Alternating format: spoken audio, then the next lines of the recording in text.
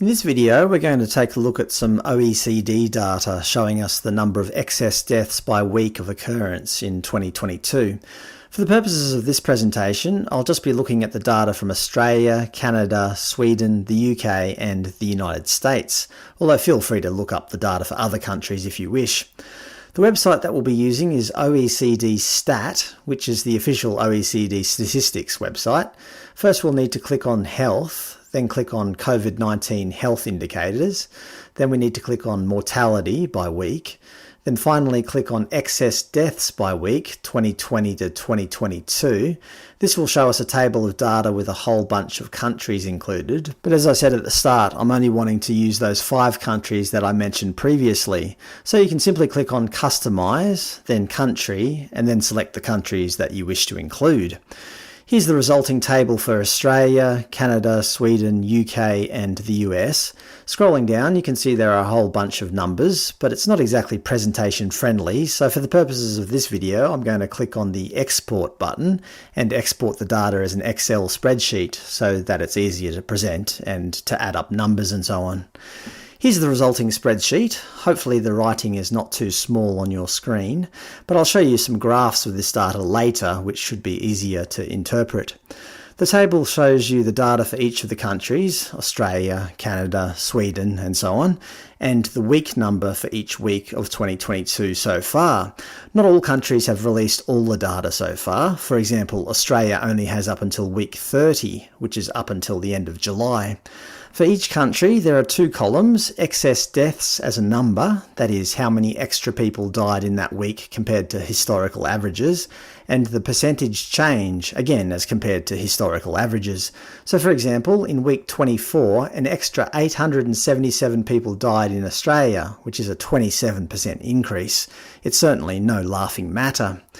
One thing I wanted to know from this data was how many total extra deaths there have been so far this year.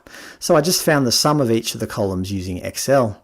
Australia, for example, has almost 19,000 extra deaths this year alone, and that's only up until the end of July.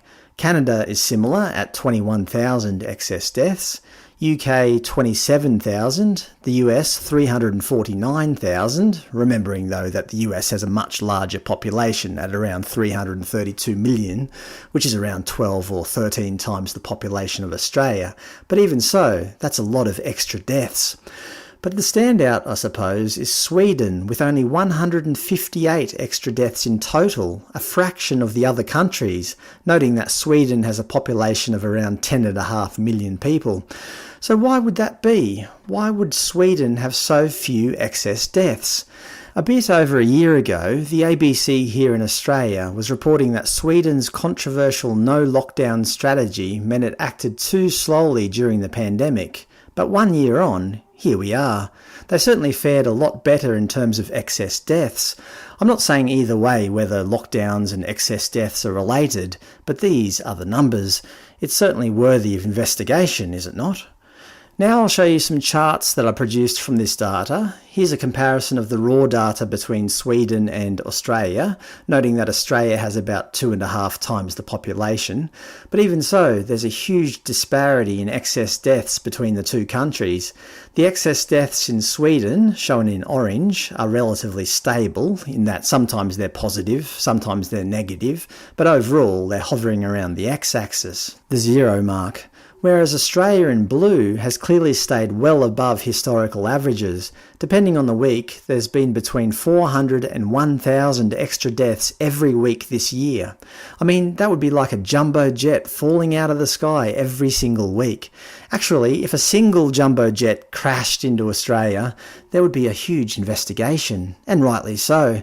But if one was crashing every week, surely there would be a huge public outcry and everyone would be asking, what the hell is going on? But with this excess death data, that simply is not happening. If we compare the percentage change of excess deaths between Sweden and Australia, which basically takes out the population difference, we can still see that Australia is well above Sweden in terms of excess deaths. They kind of follow the same pattern, but a lot less extra people are dying in Sweden. Let's add Canada in yellow. It pretty much follows the same percentage of extra deaths as Australia, except that by about week 20 it drops off quite rapidly. Australia, though, continues to have significant excess deaths. Let's add the UK to the mix in green. At the start of the year, it was faring fairly well, but then numbers went a bit crazy in the middle, coming back to some sense of normalcy in the latest reporting period, but who knows how long that will last. And finally, the United States in brown. It seems to be following a similar trend to Australia, although started out with more excess deaths early on in the year, but then dipped below Australia, but seems to have risen in more recent months. Either way, percentage-wise, it certainly has more excess deaths than Sweden.